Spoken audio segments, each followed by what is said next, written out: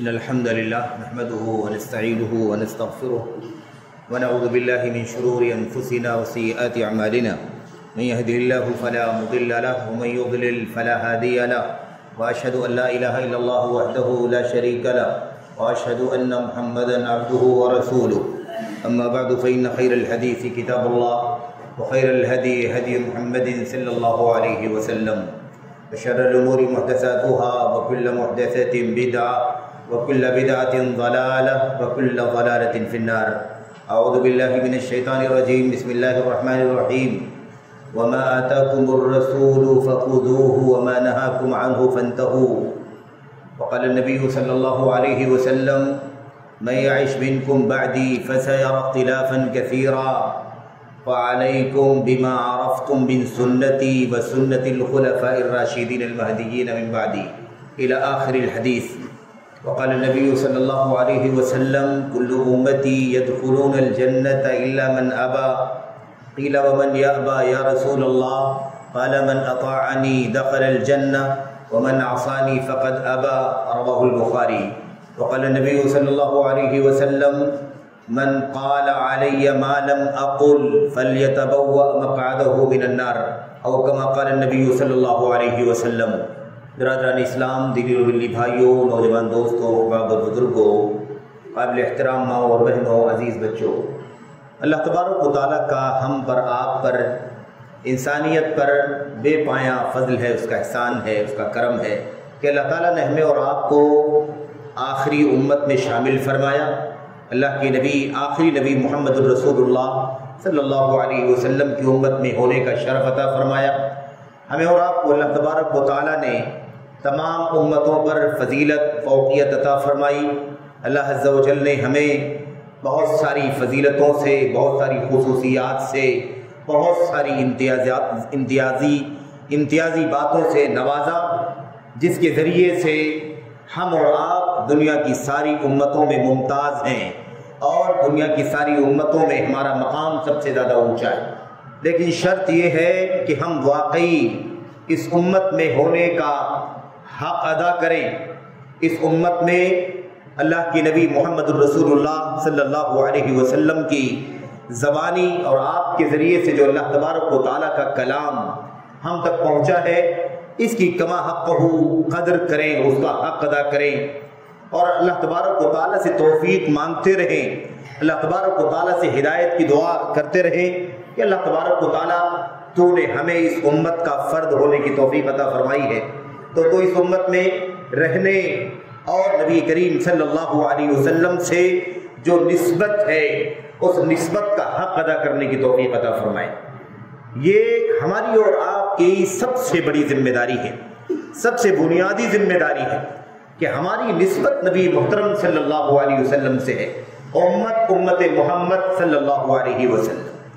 یہ امت ظاہر ہے کہ اس کی فضیلت ایسے ہی نہیں ہے، اس کا مقام ایسے ہی نہیں ہے، یا اس امت کے پیغمبر اب قیامت تک ساری انسانیت جو بھی آنے والی ہے وہ اللہ کے نبی محمد رسول اللہ صلی اللہ علیہ وسلم کی امت ہے، آپ کی امت کے افراد ہیں.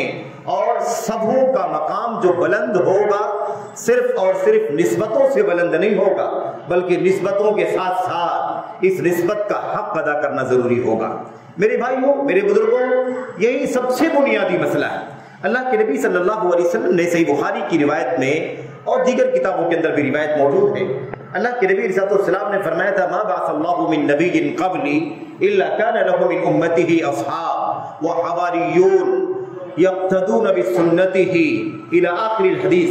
اللہ کے نبی نے فرمایا تھا کہ جو بھی نبی مجھ سے پہلے اللہ تبارک و تعالیٰ نے بھیجا اس نبی کے کچھ حواری ہوا کرتے تھے، کچھ خاص لوگ ہوا کرتے تھے، اس نبی کے خاص اصحاب اور ساتھی ہوا کرتے تھے جو اپنے نبی کی سنتوں کو تلاش کر کے اس کے مطابق عمل کرتے تھے، اس کی ایک ایک ادا کو ڈھونڈتے تھے اور آپ اپنے نبی کی باتوں کی اقتدا کرنے کے لیے تڑپتے تھے.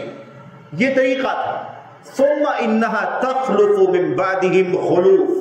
اس کے بعد کچھ ایسے لوگ پیدا ہو جاتے تھے جو خلف ہوا کرتے تھے، جو ایسے کام کرتے تھے جس کا حکم نہیں دیا جاتا تھا اور ایسی باتیں بولتے تھے جسے بولنے کا انہیں حق نہیں پہنچتا تھا. ایسی باتیں بولتے تھے جو کرتے نہیں تھے اور ایسے کام کرتے تھے جس کا انہیں حکم نہیں دیا جاتا تھا۔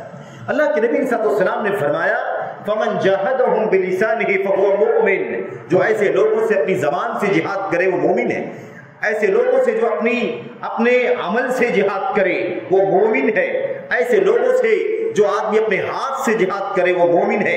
آخر میں اللہ کے نبی صلی اللہ علیہ وسلم نے فرمایا اور جو شخص اپنے دل سے جہاد کرے وہ مومن ہے۔ اگر اس کے بعد بھی یعنی دل سے بھی کوئی آدمی ایسے لوگوں سے نفرت نہیں کرتا ہے، مجاہدہ نہیں کرتا ہے، ان کی اصلاح کے لیے کوشش نہیں کرتا ہے، ایسے لوگوں پر انکار نہیں کرتا ہے، فلیس وراء ذلک من الایمان حبۃ خردل، تو ایسے لوگوں کے دلوں میں اس کے بعد رائی کے دانے کے برابر بھی ایمان نہیں۔ مسئلہ کیا ہے؟ مسئلہ یہ ہے کہ نبی کریم صلی اللہ علیہ وسلم بتلا یہ رہے ہیں کہ ہر نبی کے حواری ہوا کرتے تھے، ساتھی ہوا کرتے تھے، اصحاب ہوا کرتے تھے۔ یہ اللہ کے نبی صلی اللہ علیہ وسلم کے ساتھ بھی ہوا۔ آپ کے اصحاب آئے، آپ صلی اللہ علیہ وسلم کی ایک ایک ادا کو، آپ کے ایک ایک عمل کو، آپ کی ایک ایک سنت کو، قول کو، فعل کو، عمل کو، تقریر کو اپنے گلے لگایا اور اس پر عمل کرنے میں کوئی دقیقہ نہیں چھوڑا، کوئی کسر نہیں چھوڑا، اس کی راہ میں آنے والی تکلیفوں پر صبر بھی کیا، آنے والی مصیبتوں کو خندہ پیشانی کے ساتھ برداشت کیا، بلکہ اس کی راہ میں جہاد کیا، مخالفین سے ٹکراؤ اور دشمنیاں مول لیا، اور نبی کریم صلی اللہ علیہ وسلم کی سنتوں کا دفاع کرنے کے لیے ہر طرح کی قربانی پیش کرنے کے لیے تیار رہے۔ لیکن آپ دیکھیں کہ دھیرے دھیرے جب وہ خیر القرون کا زمانہ چلا گیا تو پھر حالات میں تبدیلی پیدا ہونی شروع ہو گئی، اور وہ بات جو اللہ کے نبی نے فرمائی تھی کہ کچھ خلوف پیدا ہو جاتے ہیں۔ خلوف یعنی ایسے لوگ جو اسی راستے پر چلنے کا دعویٰ کریں لیکن صحیح معنوں میں اس راستے پر نہ چلیں، مخالفت کریں، نفس پرستی کی راہ پر چلیں، عقل پرستی کی راہ پر چلیں، اور مختلف ایسے سورسز دین کے، عقیدے کے، عمل کے بنا لیں جس کی اللہ تبارک و تعالیٰ کے دین میں کوئی حیثیت نہیں ہے۔ میرے بھائیو، ایسے لوگوں سے جہاد کرنا، ایسے لوگوں سے مناظرہ کرنا، ایسے لوگوں سے مباحثہ کرنا، ایسے لوگوں کے دلائل سے جواب دینا، ایسے لوگوں کے افکار کی تردید کرنا، یہ ایمان کی سب سے بڑی نشانی ہے۔ تو مسئلہ کیا ہے؟ مسئلہ یہی ہے میرے بھائیو کہ جو شرف ہے، جو سعادت ہے، جو برتری ہے، جو بلندی ہے، جو مقام ہمارا اور آپ کا ہے، وہ اسی بنیاد پر ہے کہ ہم نبی کریم صلی اللہ علیہ وسلم کی سنتوں پر اپنے آپ کو لگائے رکھیں۔ حوالوں سے کام نہیں چلے گا، نسبتوں سے کام نہیں چلے گا میرے بھائیو۔ عقیدت کے ساتھ میرے بھائیو کوئی رویہ اختیار کرنے سے مسئلہ حل نہیں ہوگا۔ سارا راز بلندی کا، سارا راز برتری کا، سارا راز عظمت کا یہ ہے کہ امت اگر نسبت رکھتی ہے محمد رسول اللہ صلی اللہ علیہ وسلم سے تو تلاش کرے، جستجو کرے، ڈھونڈے کہ کہاں ہے نبی کریم صلی اللہ علیہ وسلم کی سنتوں کو تلاش کر کے اس کے مطابق عمل کرے۔ یہی اللہ کے نبی صلی اللہ علیہ وسلم کے صحابہ کا طریقہ تھا۔ آپ کی سنتوں کو جستجو کرنا، ایک ایک عمل کی، ایک ایک سنت کی تلاش کر کے اس کے مطابق عمل کرنا۔ اور یہاں ایک بات یہ بھی واضح ہو جانی چاہیے کہ وہ حکمتوں کے پیچھے بھی نہیں پڑتے تھے، حکمتوں کے پیچھے نہیں پڑتے تھے۔ دیکھیں ایک بات ضرور جان لیں کہ حکمت معلوم ہو جائے تو الحمدللہ اللہ کا شکر ہے کہ ہمیں قرآن نے حکمت بتلا دی کہ یہ کام کرنا ہے کیوں کرنا ہے، یہ کام کرنا واجب ہے کیوں واجب ہے، اس سے منع کیا جا رہا ہے کیوں منع کیا جا رہا ہے، اس کی حیثیت سنت کی ہے، اس کی حیثیت مستحب کی ہے، اس کی حیثیت مکروہ کی ہے، اس کی حیثیت حرام کی ہے، اس کی وجہ بیان کر دی جائے، الحمدللہ ہماری سمجھ میں آ جائے، ہم ضرور اس کو مانیں اور جانیں۔ لیکن اگر ہمیں اللہ کے دین میں نبی کریم صلی اللہ علیہ وسلم کی سنتوں میں کسی بات کا حکم دیا جا رہا ہے، کسی بات سے منع کیا جا رہا ہے اور ہمیں اس کی حکمت نہیں بتلائی گئی ہے، اس کے پیچھے راز کیا ہے، کارن کیا ہے، وجہ کیا ہے، علت کیا ہے، سبب کیا ہے، اگر ہمیں نہیں بتایا گیا ہے تو اس کی ٹوہ میں پڑنا یہ اچھی چیز نہیں ہے۔ اس کی تلاش کرنا، اس کی باریکی میں جانا اور اسے ڈھونڈ کر کے جب تک سمجھ میں نہ آ جائے تب تک عمل نہ کرنا، یہ بہت ہی خطرناک راستہ ہے میرے بھائیوں۔ یہی وہ راستہ ہے جس راستے کی وجہ سے بڑی تعداد جو دنیا میں گمراہوں کی ہے، دنیا کے اندر گمراہ فرقوں کی ہے، بڑی تعداد، اس کا راز یہی ہے، اس کا سبب یہی ہے کہ انہوں نے دین کے مطابق، شریعت کے مطابق، سنت کے مطابق عمل کرنے کو اپنی عقلوں کی بنیاد پر موقوف کر دیا. جب تک اس کی حکمت سمجھ میں نہیں آئے گی ہم اس پر عمل نہیں کریں گے. نہیں سمجھ میں آتا اللہ کے نبی نے یہ حکم کیوں دیا ہے, نہیں سمجھ میں آتا اللہ کے نبی نے اس سے منع کیوں کیا ہے, نہیں سمجھ میں آتا اس کے استحباب کی وجہ کیا ہے, نہیں سمجھ میں آتا اس کی کراہت کی وجہ کیا ہے. اس طرح کے افکار جب پیدا ہوئے تو اسی کو کہا گیا میرے بھائیوں, اسی کو کہا گیا خواہشات نفسانی, اسی کو کہا گیا عقل پرستی, اسی کو کہا گیا اعتزال, اور اسی کے نتیجے میں بہت سارے لوگ گمراہ ہو گئے. تو شریعت اس بات کا ہمیں حکم ضرور دیتی ہے کہ اپنی عقلوں کا استعمال کرو اور عقلوں کی مدد سے دین کو سیکھو, سنت کی سیکھو, قرآن کو سیکھو, تفاسیر کو جانو, احادیث کی شروحات کو جانو. یہ تو ٹھیک ہے, لیکن ایسا ہمیں اس بات کی اجازت شریعت نہیں دیتی ہے کہ ہم اللہ تبارک و تعالیٰ کی دین کے اوپر اپنی عقلوں کو حاکم بنا لیں اور یہ طے کریں کہ جو ہماری سمجھ میں آئے گا اسی کے مطابق عمل کریں گے, جو ہماری سمجھ میں نہیں آئے گا اس کے مطابق عمل نہیں کریں گے. یہ بڑا خطرناک مسئلہ ہے. تو حکمت معلوم ہو تو الحمدللہ, نہ معلوم ہو تب بھی ہمیں اللہ کے نبی صلی اللہ علیہ وسلم کی سنتوں پر عمل کرنا ہے. اس کے حوالے اس سلسلے میں کچھ باتیں آپ کے سامنے آئیں گی.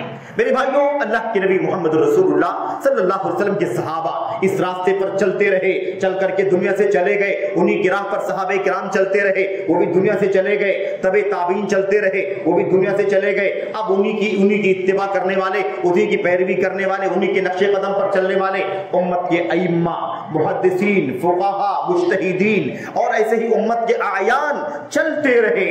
آج تک سلسلہ چل رہا ہے.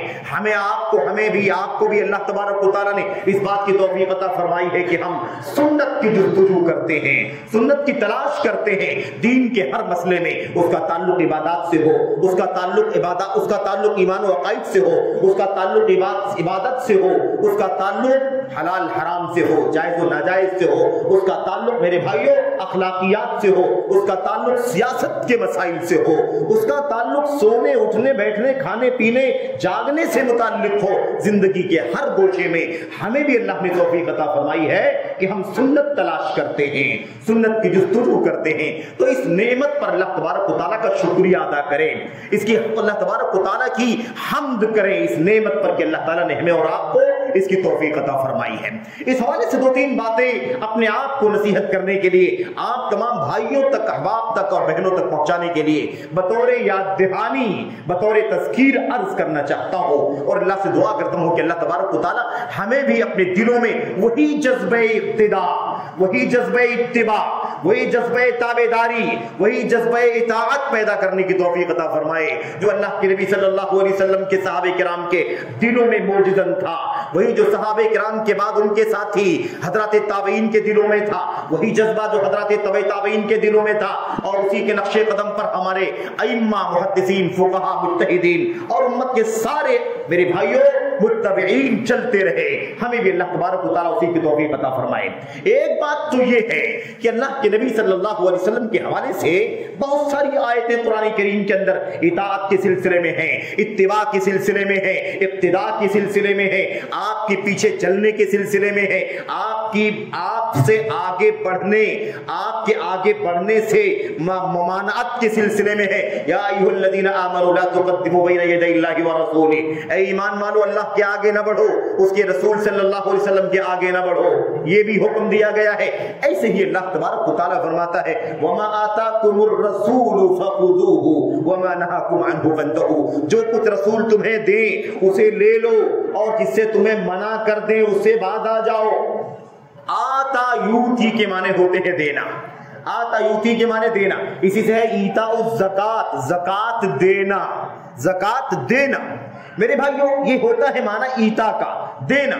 اب اللہ تبارک و تعالیٰ فرماتا ہے جو کچھ رسول تمہیں دے اسے لے لو اور جو جس چیز سے تمہیں منع کر دے اس سے باز آ جاؤ, ہے کہ نہیں؟ اب کچھ لوگوں نے اس کا معنی کیا لے لیا کہ اللہ تبارک و تعالیٰ فرماتا ہے جو کچھ رسول تمہیں دے اسے لے لو, تو اللہ کے رسول اس کا مطلب جو کچھ دینا چاہیں دے سکتے ہیں. اگر حکومت دے دے حکومت لے لو, دولت دے دے دولت لے لو, مال دے دے مال لے لو, اولاد دے دے اولاد لے لو. اس طرح لوگوں نے اس کی تفسیر کرنا شروع کر دیا.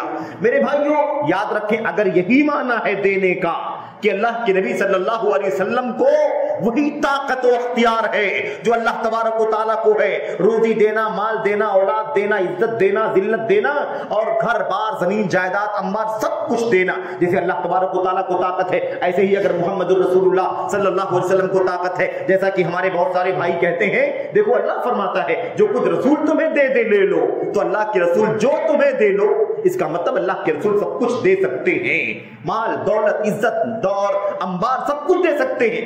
اگر یہی معنی ہوتا تو آگے والا جملہ پڑھ کر کے دیکھو، وَمَا نَهَاكُمْ عَنْهُ فَانْتَهُوا، اور جس سے روکے اس سے باز آ جاؤ۔ یہ اگلا والا ٹکڑا آیت کریمہ کا ہمیں بتلاتا ہے کہ دینے کا مطلب وہ نہیں ہے جو سمجھتے ہیں، مال دولت عزت آبرو اولاد، یہ دینے کا مطلب نہیں ہے، حکم دینے کا مطلب ہے، فرمان دینے کا مطلب ہے، کرنے کا حکم دینا، نہ کرنے کے لیے کہا گیا۔ اللہ تبارک و تعالیٰ فرماتا ہے جو کچھ رسول تمہیں دے اسے لے لو، یعنی جو کچھ جس بات کے کرنے کا حکم دے اسے مضبوطی سے تھام لو، اس پر عمل کرو، اسے انجام دو۔ اس کی وضاحت اللہ کے نبی صلی اللہ علیہ وسلم کی القرآن کریم کی آیات کے اندر ہے، اللہ کے نبی محمد رسول اللہ صلی اللہ علیہ وسلم کی حدیث کے اندر موجود ہے۔ میرے بھائیو، جب تک اللہ کے نبی فرماتے ہیں ما آمرکم بامر فاتوا منہ ما استطعتم، اے میرے ساتھیوں میری امت کے لوگوں، جس بات کا میں تمہیں حکم دوں اسے تم انجام دو، کر گزرو، ما استطعتم جتنی تمہیں طاقت ہو، اور جس چیز سے تمہیں میں منع کروں اس سے باز آ جاؤ، جہاں تک تم سے ہو سکے وہ کام نہ کرو۔ میرے بھائیو، آیت کریمہ خود دیکھیں، اللہ تبارک و تعالیٰ فرماتا ہے وَمَا نَهَاكُمْ عَنْهُ فَانْتَهُوا، جس سے نبی تم کو روک دیں، منع کر دیں، اس سے باز آ جاؤ۔ یہ آیت کریمہ کا ٹکڑا بتلاتا ہے کہ پہلے والے ٹکڑے کا معنی کیا ہے، جس بات کا حکم نبی تم کو دے دیں اس پر تم عمل کرو، اس کو انجام دو، مَسْتَطَعْتُمْ جتنی تمہیں طاقت ہے، اور جس چیز سے منع کر دے اس سے باز آ جاؤ۔ میرے بھائیو، آیت کریمہ ہم سے کیا کہہ رہی ہے؟ آیت کریمہ ہم سے یہ کہہ رہی ہے جو کچھ نبی کی طرف سے آ جائے اسے لے لو، نبی کی طرف سے آنے والا حکم، نبی کی طرف سے آنے والا فتویٰ، نبی کی طرف سے آنے والا فیصلہ، نبی کی طرف سے آنے والا اشارہ، جو کچھ بھی ہے وہ نبی کریم صلی اللہ علیہ وسلم کی طرف سے آئے ہمیں اسے لے لینا چاہیے، بغیر چوں چرا کے، بغیر اگر مگر کے، بغیر کسی ٹال مٹول کے، بغیر کسی توقف کے، تأمل کے، ہمیں نبی کریم صلی اللہ علیہ وسلم کی باتوں پر عمل کر لینا چاہیے۔ یہ ہماری اور آپ کی ذمہ داری ہے، اور اسی راستے پر اللہ کے نبی کے صحابہ چلتے رہے، ان کی زندگیاں بھری پڑی ہوئی ہیں۔ اور یہ تو بڑی عجیب و غریب بات ہے میرے بھائیوں کہ نبی کریم صلی اللہ علیہ وسلم کی سنت اور صحابہ کرام کا جو تعلق ہے سنت سے، اسے پڑھنے کا، اسے سیکھنے کا، اس پر عمل کرنے کا، اور اس کی راہ میں قربانیاں دینے کا، اسے حفظ کرنے کا، اس کی راہ میں آنے والی تکلیفوں پر صبر کرنے کا، یہ تعلق اللہ کے نبی کے صحابہ اور اللہ کے نبی کی سنت کا، یہ تو ایسی مثال ہے کہ اس کی مثال ہمیں دنیا میں نہیں مل سکتی ہے۔ یہ بے مثال چیز ہے میرے بھائیوں، یہ ایک شرف ہے، سعادت ہے جو اللہ تبارک و تعالیٰ نے اس طبقے کو، جو حضرات صحابہ کرام کا طبقہ ہے، اسے عطا فرمایا ہے۔ بہرحال تو میں آپ کے سامنے ایک دو باتیں عرض کرنا چاہتا ہوں۔ نبی کریم صلی اللہ علیہ وسلم کے صحابہ سب سے پہلے اس آیت کریمہ کو پڑھنے والے، سننے والے، اس پر عمل کرنے والے، جو کچھ نبی کا حکم آئے اسے لے لو، چوں چرا مت کرو، اگر مگر مت کرو، تعامل مت کرو، اپنی عقل کو مت لاؤ، اپنی دانشوری کو مت لاؤ، اپنی رائے کو مت لاؤ، بس نبی کا حکم آیا ہے اسے تسلیم کر لو۔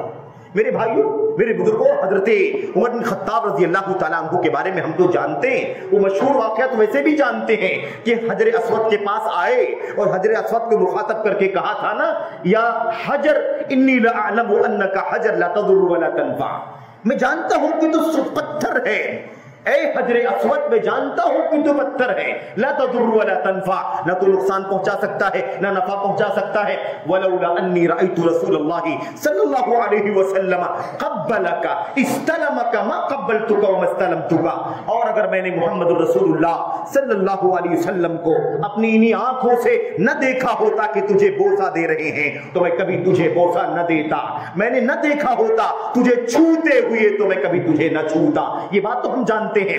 میرے بھائیوں، یہ جذبہ دیکھو کہ ہمیں نہیں معلوم کہ نبی نے ہاتھ کیوں لگایا، ہمیں نہیں معلوم کہ نبی نے کیوں چوما، बस हम इतना जानते हैं कि नबी ने चूमा तो हमें चूमना है, नबी ने हाथ लगाया तो हमें लगाना है।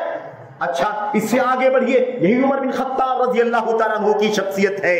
मेरे भाइयों, हम जानते हैं कि जब हिजरत करके मक्का से मदीना हजरत सहाबे किराम नबी करीम सल्लल्लाहु अलैहि वसल्लम के साथ सब चले आए तो मक्के वाले ताना देते थे, क्योंकि जब मदीना पहुंचे तो वहां की आबो हवा उन्हें रास नहीं आ रही थी, बुखार हो गया, बीमारी हो गई, कमजोरी हो गई, दाने निकल आए जिस्मों के अंदर, ग़िज़ा शूट नहीं कर रही थी, ये हालत हो गई थी। तो जब ये खबर मक्के वालों के मिली थी ना, तो उन लोगों ने बड़ा ताना देना शुरू कर दिया था, ये देखो मोहम्मद और मोहम्मद के साथी मक्का से गए तो बीमार हो गए, उन्हें मक्का के अलावा कोई जगह रास नहीं आ सकती, वो फिर वापस आएंगे वगैरह।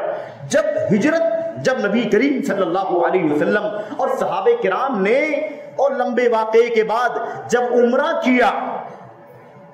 किया मेरे भाइयों, उम्रतुल क़ज़ा, जब उम्रतुल क़ज़ा किया और हज़रत सहाबे किराम ने देखा, सहाबे किराम ने उम्रा किया, उम्रे में तवाफ़ी क़ुदूम किया और उसके बाद फतेह मक्का का मौका आया, वो मौका भी याद रखें मेरे भाइयों। हुआ क्या, नबी करीम सल्लल्लाहु अलैहि वसल्लम ने फरमाया, मेरे साथियों देखो ये लोग तुम्हें ताना देते हैं, तुम्हारी जिम्मेदारी ये है कि जब तुम तवाफ करोगे ना, जब तुम तवाफ करोगे तो शुरू के 3 शौत के अंदर जरा रमल करोगे, तेज दौड़ करके चलोगे, छोटे छोटे कदम रख करके तेज दौड़ करके चलोगे। और हम आप जानते हैं कि तवाफ़ी क़ुदूम चाहे वो उम्रे का हो या हज का हो, तवाफ़ी क़ुदूम के अंदर ये सुन्नत है नबी करीम सल्लल्लाहु अलैहि वसल्लम की कि 3 शौत में रमल किया जाए और उसके बाद 4 शौत में आम चाल चल करके तवाफ को मुकम्मल किया जाए। मेरे भाइयों, उमर बिन खत्ताब रज़ी अल्लाह तआला अन्हु कहने लगे अपने साथियों से, सहाबे किराम और ताबीन की जमात थी उसमें, उनसे वो कहने लगे, फीमर रमलान, अब रमल की क्या जरूरत है, अब तो मक्का फतेह हो गया, इस्लाम का गलगला हो गया, इस्लाम का झंडा बुलंद हो गया, अब तो कोई मामला बाकी ना बचा। ये तो एक हिकमत के लिए था, एक मसलहत के लिए था, एक खास पॉइंट की बात थी कि जब तुम दौड़ करके चलोगे तो ये मुशरिकीन मक्का जो तुम्हें ताना देते हैं, बुखार आ जाने का, कमजोर हो जाने का, आबो हवा रास ना आने का ताना देते हैं, जब तुम दौड़ करके चलोगे तो फिर ये ताना इनका बेकार हो जाएगा। ये जान लेंगे कि हम तो इनको ताना देते हैं, ये देखो ये तो बहुत ताकत के साथ चल रहे हैं, ये तो बड़ी हिम्मत के साथ चल रहे हैं, चलना तो दूर की बात है, ये रमल करके चल रहे हैं। इनकी कुव्वत बाजू को देखो, इनकी ताकत को देखो, इनकी हिम्मत को देखो।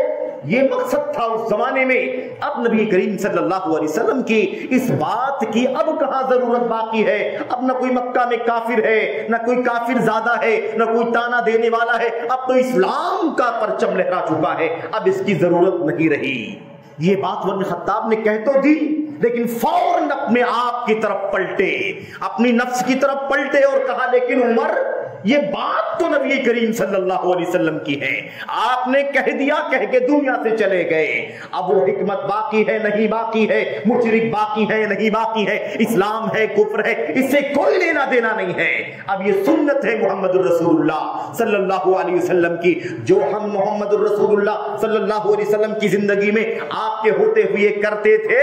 अब आपके दुनिया से चले जाने के बाद भी हम इसको छोड़ने के लिए तैयार नहीं हैं। तो ये जज्बा देखो, इतना जज्बा होना चाहिए कि हमें इससे मतलब नहीं है कि हिकमत क्या है, हमें इससे मतलब नहीं है कि इसके पीछे मकसद क्या है।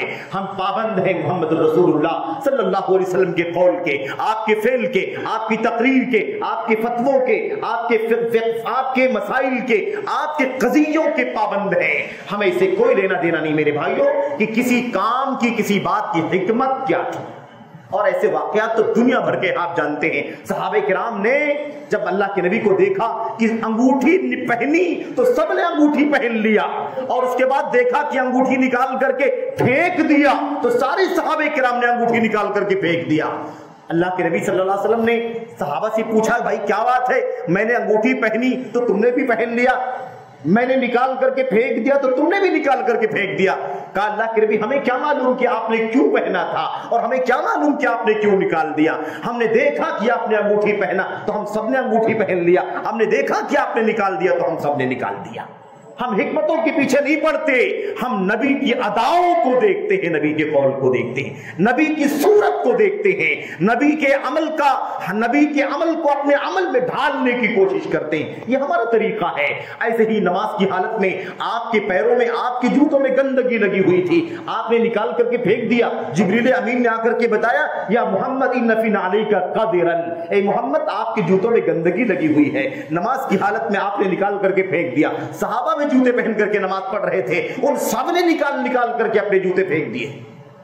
نماز ختم ہوئی، نبی نے اللہ کے نبی سے نبی نے پوچھا، ساتھیوں میں نے نماز کی حالت میں جوتا نکال کر کے اس لیے پھینکا تھا کہ جبریل میرے پاس آئے اللہ کی طرف سے اور مجھے بتایا کہ جوتوں میں گندگی لگی ہوئی ہے۔ اور ظاہر سی بات ہے کہ نماز کی حالت میں انسان کا جسم پاک ہونا چاہیے، انسان کی جگہ پاک ہونی چاہیے، سب پاک ہونا چاہیے، کپڑا پاک ہونا چاہیے، سب پاک ہونا چاہیے۔ اس لیے میں نے نکال کر کے پھینک دیا، لیکن تم لوگوں نے جوتے کیوں نکال کر کے پھینک دیے؟ صحابہ نے کہا، اللہ کے نبی ہمیں کیا معلوم کہ آپ نے کیوں پہنا تھا اور کیوں نکال کر کے پھینکا، ہم نے دیکھا کہ آپ نے نکال دیا تو ہم نے نکال کر کے پھینک دیا۔ ہم حکمتوں کے پیچھے نہیں پڑتے، ہم تو نبی کی اداؤں کو دیکھتے ہیں، نبی کے فرمان کو دیکھتے ہیں۔ تو میرے بھائیو، یہ معاملہ تو ختم ہو گیا، اب ہم کہاں نبی کو دیکھیں گے؟ اب تو ہم نبی کی سنتوں کو دیکھیں گے، نبی کے فرمان کو دیکھیں گے، نبی کے قول کو دیکھیں گے، نبی کے فعل کو دیکھیں گے۔ یہ ہماری اور آپ کی ذمہ داری ہے۔ ردو، لوٹاؤ اللہ کے نبی کے، اللہ کی طرف، اللہ کی کتاب کی طرف لوٹاؤ اپنے مسئلے کو، اللہ کے نبی محمد رسول اللہ صلی اللہ علیہ وسلم کی سنتوں کی طرف۔ میرے بھائیو، ہم اور آپ جانتے ہیں نا، حضرت جابر بن عبداللہ رضی اللہ تعالیٰ عنہ، جابر بن عبداللہ رضی اللہ تعالیٰ عنہ بیان کرتے ہیں، مشہور انصاری صحابی ہیں، بیان کرتے ہیں، اللہ کے نبی صلی اللہ علیہ وسلم نے مجھ سے کہا کھانے کے لیے، گفتگو کی، کھانے کے لیے کچھ چاہیے۔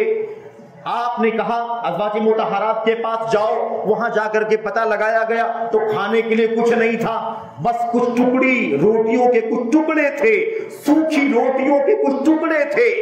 بتایا گیا، اللہ کے نبی نے فرمایا روٹیوں کے ٹکڑے لے آؤ، روٹیوں کے ٹکڑے لے آؤ۔ اب سوال ہے کہ اس ٹکڑے کو کس سے کھایا جائے گا؟ حضرت جابر بن عبداللہ رضی اللہ تعالیٰ عنہ سے پوچھا، یہ بتاؤ تمہارے گھر میں کچھ کھانے کے لیے سالن وغیرہ ہے جس کے ساتھ اس روٹی کو کھایا جا سکے؟ انہوں نے کہا اللہ کے نبی نہیں ہے، کھانے کے لیے سالن جیسی کوئی چیز نہیں ہے۔ کہا دیکھو کچھ، فرمایا کچھ نہیں ہے سوائے سرکے کے۔ سرکہ میرے بھائیو، وینیگر جس کو ہم کہتے ہیں، سرکہ کئی طرح سے بنایا جاتا ہے، سرکے کے سوا کچھ نہیں ہے۔ اللہ کے نبی نے فرمایا اچھا سرکہ ہے تمہارے گھر میں، لے آؤ سرکہ لے کر کے آئے۔ نبی کریم صلی اللہ علیہ وسلم نے اس روٹی کے ٹکڑوں کو ڈبا کر کے اس میں کھایا اور کھانے کے بعد کہنے لگے نعم الادام الخل، نعم الادام الخل، نعم الادام الخل، سرکے سے اچھا کوئی سالن نہیں، سرکے سے اچھا کوئی سالن نہیں، اس سے اچھا کوئی سالن نہیں۔ حضرت جابر کہتے ہیں اللہ کی قسم ہے اب مرتے دم تک میں سرکے سے اچھا کسی سالن کو سالن نہیں سمجھتا۔ سب سے اچھا سالن اگر کوئی ہے تو سرکہ ہے، کیونکہ نبی نے کہا ہے کہ سرکے سے اچھا کوئی سالن نہیں ہے۔ اور فما سلتو، کہتے میں ہمیشہ سرکے سے محبت کرتا رہا یہاں تک کہ میری موت آ جائے گی، میں محبت ہی کرتا رہوں گا۔ تو صحابہ کرام کی زندگی کا عجیب و غریب حال ہے میرے بھائیوں۔ تو اب ہماری اور آپ کی ذمہ داری کیا بنتی ہے؟ وہی ذمہ داری ہے، وہی ذمہ داری ہے، اور یہی وجہ ہے میرے بھائیوں جس کی بنیاد پر حضرات صحابہ کرام کو آنے والی نسلوں کے لیے آئیڈیل بنا دیا گیا، آنے والی نسلوں کے لیے، یہودیوں کے لیے، عیسائیوں کے لیے، وہ جو اللہ کے نبی کے زمانے کے بعد تھی۔ ان کے وقت تو یہود و نصارہ کا مسئلہ تھا، مسلمانوں کے علاوہ یہودی تھے، عیسائی تھے، مجوسی تھے۔ ان لوگوں میں یہودی اور عیسائی یہ آسمانی دین کے ماننے والے تھے، لیکن یہ دین اسلام کی آمد کے بعد ختم ہو چکا، اس کی کوئی حیثیت باقی نہ بچی، اور کوئی یہودیت عیسائیت پر رہ کر کے کتنا بھی متقی بن جائے، پارسا بن جائے، محمد رسول اللہ صلی اللہ علیہ وسلم کی سنت کو مانے بغیر، آپ کا کلمہ پڑھے بغیر، آپ پر یقین کیے بغیر، آپ کی لائحی تعلیمات پر یہ ایمان لائے بغیر اور اسے اپنی زندگیوں میں نافذ کیے بغیر نجات نہیں پا سکتا ہے۔ اللہ کے نبی علیہ السلام کی صحابہ کے بارے میں قرآن کریم میں جو شہادت دی گئی ہے نا، جو شہادت فَإِنْ آمَنُوا بِمِثْلِ مَا آمَنْتُمْ بِهِ فَقَدِ اهْتَدَوْا، اے ساتھیوں نبی کے، اے ایمان لانے والوں، اے نبی کے ساتھیوں ایمان لانے والوں، جس طرح سے تم ایمان لائے ہو اگر یہ لوگ علماء مفسرین کہتے ہیں فَإِنْ آمَنُوا، اگر یہ لوگ ویسے ہی ایمان لائیں، یہ لوگ، اس سے مراد یہودی ہیں، عیسائی ہیں، مجوسی ہیں، لیکن یہ شہادت قیامت تک کے لیے، قیامت تک کے لیے شہادت ہے۔ اگر یہ لوگ یعنی ساری دنیا والے، اسلام کے سوا والے، اسلام پر صحیح معنوں میں جو نہیں چل سکتے ہیں، وہ سب کے سب اگر ویسے ہی ایمان لائیں گے جیسے تم ایمان لاتے ہو، فَقَدِ اهْتَدَوْا، تو وہ ہدایت کے راستے پر چلنے والے بن جائیں گے۔ یہ آئیڈیل کیوں بنا دیا گیا؟ حضرات صحابہ کرام کو اللہ تبارک و تعالیٰ نے ساری انسانیت کے لیے کیوں معیار قرار دیا؟ ان کے ایمان کو معیار بنا دیا گیا، ان کے ایمان کو کسوٹی بنا دیا گیا، اور ان کے اسوے کو ساری انسانیت کے لیے اقتدا کے قابل اسوہ بنا دیا گیا۔ اور قرآن کریم کے ساتھ ساتھ نبی محترم صلی اللہ علیہ وسلم نے، آپ نے بھی بات فرمائی، میری سنت کو لازم پکڑنا، میرے خلفائے راشدین کی سنت کو لازم پکڑنا۔ اور دوسری روایت میں اللہ کے نبی علیہ الصلوۃ والسلام نے فرمایا، میرے بھائیوں، ہم اور آپ جانتے ہیں ساری احادیث کو جس میں بات بیان کی گئی ہے، سب سے بہتر زمانہ میرا ہے، اس کے بعد میرے بعد صحابہ بعد والا زمانہ، اس کے بعد ان کے بعد والا زمانہ، ثم الذین علی الاثر، ثم الذین علی الاثر، ثم الذین علی الاثر، سب سے بہتر زمانہ میرا زمانہ ہے، اس کے بعد جو ان کے بعد آئیں گے، اس کے بعد جو ان کے بعد آئیں گے، اس کے بعد جو ان کے بعد۔ اللہ کے نبی صلی اللہ علیہ وسلم نے یہ باتیں سمجھا دی، بتلا دی، آئیڈیل بنا دیا صحابہ کرام کو۔ اسی لیے بنایا کیونکہ جو اتباع، جو اقتداء، جو اطاعت کا جذبہ ان صحابہ کی زندگیوں میں ہمیں اور آپ کو پڑھنے دیکھنے کو ملتا ہے، رہتی دنیا تک کسی قوم کے اندر وہ مثال نہیں مل سکتی ہے میرے بھائی۔ اسی لیے آئیڈیل بنایا گیا، انہیں آئیڈیل اسی لیے بنایا گیا، اور پہلے نمبر پر آئیڈیل بنایا گیا، بقیہ سب ان کے تابع ہیں۔ آج ہمارے لیے صحابہ بھی سلف ہیں، تابعین بھی سلف ہیں، تبع تابعین بھی سلف ہیں، ان کے بعد والے بھی سلف ہیں، لیکن یہ معاملہ ہمارے لیے ہے، ہم سے پہلے والوں کے لیے ہے، بعد والوں کے لیے ہے، لیکن اللہ کے نبی محمد رسول اللہ صلی اللہ علیہ وسلم کے صحابہ کا معاملہ ان سب سے نرالا ہے، کیونکہ صحابہ تابعین کے سلف ہیں، صحابہ تابعین کے بھی سلف ہیں، لیکن صحابہ کا اگر کوئی سلف ہے تو اللہ کے نبی محمد رسول اللہ صلی اللہ علیہ وسلم، وہ بھی سلف نہیں بلکہ ساتھ میں رہ کر کے آپ کے قول کو، آپ کے فعل کو، آپ کی تقریر کو، آپ کی زندگی کو اپنی آنکھوں سے دیکھا، قرآن کو اترتے ہوئے تازہ بتازہ دیکھا، بالکل تر و تازہ، اس کے معنی کو سمجھا، اس کے مطابق عمل کیا، اور دنیا والوں کے سامنے عمل کے ذریعے سے مثال بنا کر کے پیش کر دیا۔ اس لیے صحابہ کی مثال ہی الگ ہے میرے بھائیوں، وہ رتبے بلند ملا جس کو مل گیا، ہر مدعی کے واسطے دار و رسن کہاں، پوری دنیا مل کر کے اگر قیامت تک سجدہ ریز ہو جائے اور چاہے کہ صحابہ کا مقام حاصل کر لے،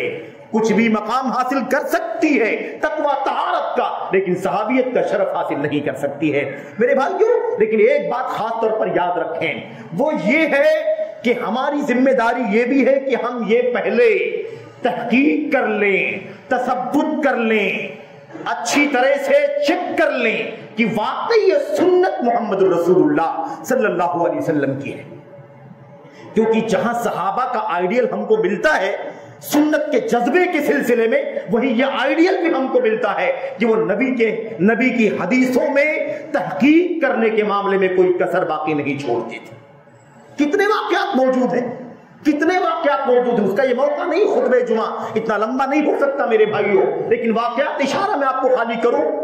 کسی صحابی نے آ کر کے دروازے پر دستک دی عمر بن خطاب رضی اللہ تعالیٰ عنہ کے سامنے، دروازہ کھٹکھٹایا، آواز نہیں آئی، اندر سے جواب نہیں ملا، تھوڑا رک کر کے پھر دروازے کو کھٹکھٹایا، کوئی جواب نہیں ملا، پھر تیسری مرتبہ دروازہ کھٹکھٹایا، کوئی جواب نہیں ملا، السلام علیکم ورحمۃ اللہ، کوئی جواب نہیں، السلام علیکم ورحمۃ اللہ، کوئی جواب نہیں، تیسری مرتبہ کوئی جواب نہیں، واپس پلٹ گئے میرے بھائیوں۔ اندر سے دروازہ جب بعد میں آئے، اندر سے دروازہ جب آ کر کے کھولا اور دیکھا کہ کون دروازہ کھٹکھٹا رہا تھا، تو پتا چلا کہ ایک شخص دروازہ کھٹکھٹا کر کے ابھی نکل کر کے تھوڑی دور جا چکا ہے۔ اس کو بلوایا، آؤ کیا مسئلہ ہے؟ کہا آیا، دروازہ کھٹکھٹایا ہم نے اور 3 مرتبہ، لیکن آپ نے کوئی جواب نہ دیا تو ہم واپس جا رہے تھے، کیونکہ نبی کریم صلی اللہ علیہ وسلم کا حکم ہے، آپ کی سنت ہے۔ میرے بھائیوں، یہ مسئلہ کوئی ایمان کا نہیں ہے، کوئی عقیدے کا مسئلہ نہیں ہے، کوئی عبادت کا مسئلہ نہیں ہے، معاملہ کس کا ہے؟ معاملہ انسانی تعلقات کا ہے، ملاقات کا ہے، آداب کا ہے، اجازت کا مسئلہ ہے۔ لیکن دیکھو سنت کے معاملے میں تحقیق کتنی ہونی چاہیے. آج کسی بھی حوالے پر لوگ چلنا شروع کر دیں, کوئی بھی بات سنت کے نام پر آ جائے, اللہ کے نبی کے نام پر آ جائے, تحقیق کیے بغیر, تثبت کیے بغیر, اس کی چھان بین کیے بغیر ہم چلنا شروع کر دیتے ہیں. یہ بڑا خطرناک مسئلہ ہے. ہماری ذمہ داری یہ بھی ہے میرے بھائیوں, اگر ہم سلف کے راستے پر چلتے ہیں, صحابہ کرام کو آئیڈیل مان رہے ہیں, تو یہ بھی ذمہ داری ہے کہ صحابہ چھان بین کرتے تھے احادیث کے اندر, تاکہ کہیں کوئی بات اللہ کے نبی کی طرف ایسی منسوب نہ ہو جائے جو آپ نے نہ کہی ہو. میرے بھائیوں, اس میں دو خطرہ ہے. ایک خطرہ تو یہ ہے کہ ہم غیر سنت پر عمل کرنے والے بن جائیں گے, سنت نہیں ہوگی لیکن ہم سنت سمجھ کر کے عمل کریں گے. دوسرا اس سے بڑا خطرہ یہ ہے کہ ایک ایسی چیز کی نسبت نبی کریم صلی اللہ علیہ وسلم کی طرف ہو جائے گی جو آپ صلی اللہ علیہ وسلم نے نہ کہی ہے نہ آپ نے کیا ہے, اور یہ بہت بڑا الزام ہوگا نبی کریم صلی اللہ علیہ وسلم کے اوپر. کیا ہوا؟ بلوایا, آؤ, 3 بار دروازہ کھٹکھٹا کر کے واپس کیوں جانے لگے؟ کہا یہی حکم ہے نبی کریم صلی اللہ علیہ وسلم. آپ نے ہی کہا ہے 3 بار دروازہ کھٹکھٹاؤ, اگر جواب آ جائے تو ٹھیک ہے, نہ جواب ملے تو واپس چلے جاؤ. کہا اتنی بڑی بات کہتے ہو, دلیل کیا ہے؟ کہا ہم نے سنا ہے نبی کریم صلی اللہ علیہ وسلم سے. کہا ایسے نہیں مان سکتے, ایسے نہیں مان سکتے, ہمیں مزید شہادت کی ضرورت ہے. اس کا مطلب یہ نہیں کہ ان کو جھوٹا سمجھتے تھے, لیکن تأکد کرنے کے لیے, تحقیق کرنے کے لیے, اس بات کو پختہ کرنے کے لیے کہا ہمیں مزید شہادت چاہیے, چلو بتاؤ کہ تمہارے ساتھ اور کون تھا. اس لیے یہ بات نبی کریم صلی اللہ علیہ وسلم سے سنی ہے. لے کر کے گئے ساتھ میں اور ایک مجلس میں پہنچے, وہاں جا کر کے کہا بھائیوں میں نے یہ حدیث نبی کریم صلی اللہ علیہ وسلم سے سنی ہے, آپ نے فرمایا تھا 3 بار اجازت مانگو, اگر اجازت مل جائے تو ٹھیک ہے داخل ہو جاؤ, اجازت نہ ملے تو واپس چلے جاؤ. میں اسی پر عمل کر رہا ہوں. کوئی گواہی دے سکتا ہے کیا؟ ایک صحابی کھڑے ہوئے حضرت محمد ابن مسلمہ رضی اللہ تعالیٰ عنہ, اور انہوں نے کہا ہاں میں گواہی دیتا ہوں کہ اللہ کے نبی صلی اللہ علیہ وسلم نے یہ بات بیان کی ہے کہ اجازت 3 بار لی جائے, مل جائے تو داخل ہو جایا جائے, اجازت نہ ملے تو واپس چلا جایا جائے. دیکھا آپ نے تحقیق. میرے بھائیوں یہ تو آداب سے متعلق چیزیں ہیں, اجازت لینے سے متعلق ہے. آج کتنے ایسے مسائل ہمارے بیچ میں ایمان کے موجود ہیں, عقائد کے موجود ہیں, احکام کے موجود ہیں, حلال و حرام کے موجود ہیں, ہم تحقیق نہیں کرتے. اور میڈیا کے دور میں اتنا بڑا طوفان پھیلا ہوا ہے, صبح شام لوگ یہاں سے وہاں بنا کر کے میرے بھائیوں اور جھوٹے سچے حوالے دے کر کے لوگوں میں عام کرتے ہیں, اور ہمارا بھائی نہیں سمجھتا اس کی حقیقت کیا ہے, اس پر عمل کرنا شروع کر دیتا ہے. اس میں دیکھتا ہے بڑا اجر و ثواب ہے, بڑی نیکی ہے, جنت ہے, جہنم سے آزادی ہے, عمل کرنا شروع کر دیتا ہے. نہیں جائز ہے. ہمیں ضروری ہے کہ ہم تحقیق کر لیں, اپنے علماء سے پوچھ لیں, پتہ لگا لیں, یا خود اگر ہم تحقیق کر سکتے ہو, جان سکتے ہو اس کے سورس سے تو ہم جان لیں, لیکن تحقیق کرنا ضروری ہے. میرے بھائیوں آپ کو یہ بات بہت اہم سمجھنی, اہمیت کے ساتھ میرے بھائیوں جاننا ہے. امت کے اندر گمراہی کے جو بہت سارے دروازے ہیں, بہت سارے دروازے ہیں گمراہی کے, اس میں سے ایک بہت بڑا دروازہ, بہت بڑی کھائی ضعیف اور جھوٹی موضوع روایات کا چلن ہے. ضعیف روایات کی بنیاد پر, موضوع روایات کی بنیاد پر, بے سر پیر کی حدیثوں کی بنیاد پر اس امت میں بہت ساری گمراہیاں داخل ہو گئی ہیں.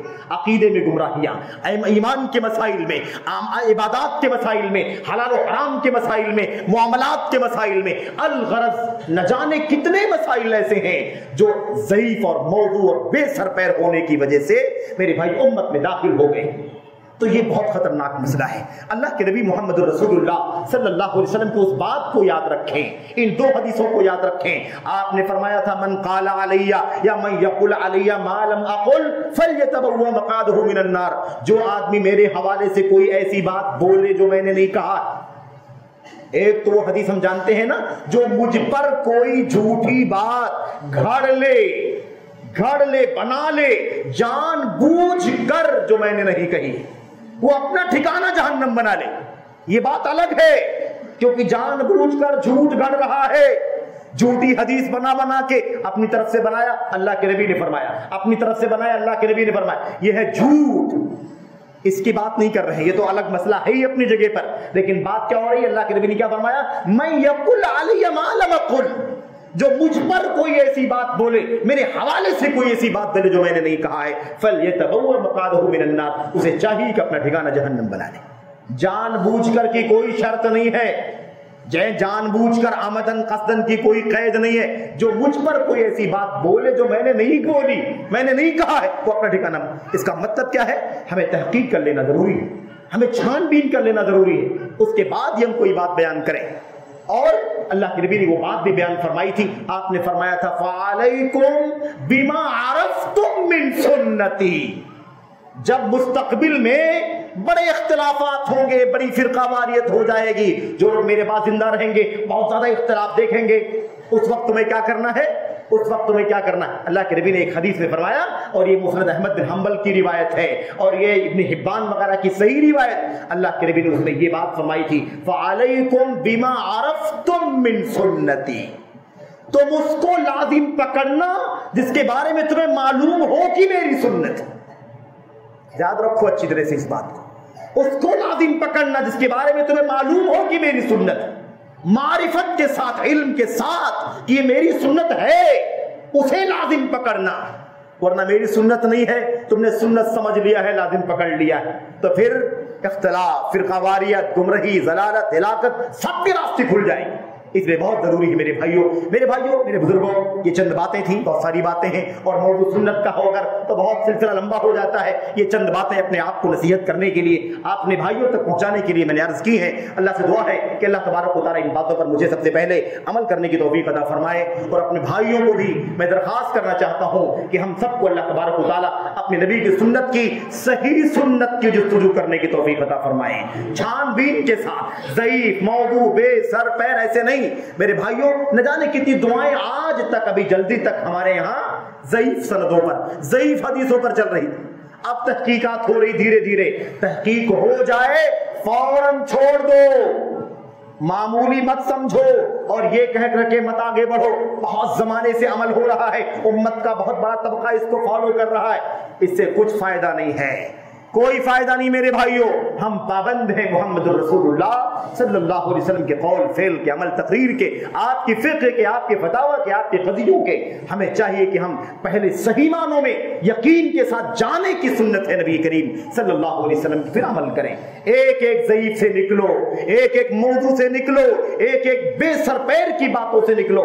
آج بھی تفسیروں کے اندر، آج بھی سیرت کے اندر نہ جانے کتنی ایسی روایتیں ہیں جو اسرائیلیات کے قبیل سے ہے، یہودیوں کی گھڑی ہوئی، عیسائیوں کی بنائی ہوئی، اور ہماری سیرت کے اندر موجود ہے، ہماری تفسیروں کے اندر موجود ہے۔ بہت بڑی کھائی ہے یہ۔